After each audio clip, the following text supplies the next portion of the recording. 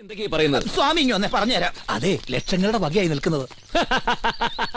ഈ പിച്ചക്കാരാ? പിച്ചക്കാരോ? ഇവരൊക്കെ പിച്ചക്കാരാണെന്നാ നിന്റെ വിചാരം? പിന്നെ സർക്കാർ ആശുപത്രിയിലെ രോഗികളാ. അവരെന്തിനാ ഇവിടെ വന്നിരിക്കുന്നത്? സർക്കാർ ഡോക്ടർമാർ വഴി സമരത്തിലല്ലേ? കംപ്ലീറ്റ് രോഗികൾ പ്രൈവറ്റ് ആശുപത്രിയിലേക്ക് പോകാൻ നിൽക്കുക. ആ പുറത്ത് നിൽക്കുന്നത് ഒരൊറ്റ വാർഡിലെ രോഗികളാ. ഇനിയും കൊണ്ടൊരു പൂരത്തിലുള്ള ആള് വേറെ. ഇവരെയൊക്കെ നീ എന്തിനാ ഇങ്ങോട്ട് കെട്ടിയെടുത്തിരിക്കുന്നെന്ന് എനിക്ക് മനസ്സിലാവാത്തത്. പറഞ്ഞു തരാ. ആ ഗുരുവായൂർ സംഭവത്തിന് ശേഷം നിനക്കെന്തോ ദിവ്യത്വം കൈ വന്നിട്ടുണ്ടെന്ന് നാട്ടിൽ മൊത്തം പാട്ടായിരിക്കും. കർപ്പൂരം കൊടുത്ത് കിളവന്റെ ദീനം മാറ്റുന്നു, മുറിയിലെ വിളക്കണഞ്ഞത് മുറ്റത്ത് നിന്നറിയുന്നു. ഇതൊക്കെ ഞാനിപ്പോ സ്റ്റാൻഡിൽ നിന്ന് പ്രസംഗിച്ചിട്ടാ വരുന്നത്. നീ ആ ദ്വാരത്തിൽ കൂടി പോയത് കേട്ടപ്പോ നാട്ടുകാർ മുഴുവൻ അങ്ങ് കോരി തിരിച്ചു പോയില്ലേ? ആ കിളവന് കൊടുത്ത പോലെ എന്തെങ്കിലും കൊടുത്ത് ഇവരുടെ ദീനം മാറിയാൽ പിന്നെ നീ നാട്ടിൽ ആരാ വാർത്ത?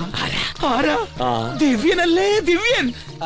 അഗതികൾക്കായി നമുക്കൊരു ആശ്രമം തുടങ്ങാം. നീ മഠാധിപതി, സ്വാമി പാർത്ഥാനന്ദ തിരുവടികൾ. കൈ ചുരുട്ടി ഞാനൊന്ന് തന്നാണ്ടല്ലോ, നീ നിന്തിരുവടിയല്ല വടിയായി പോവുമാ. എന്നാ പൊട്ടിയിടാ, പൊട്ടിയത്. രക്ഷപ്പെടാൻ ഒരു മാർഗം പറഞ്ഞത് എനിക്ക് തന്നെ പൊട്ടിയത്.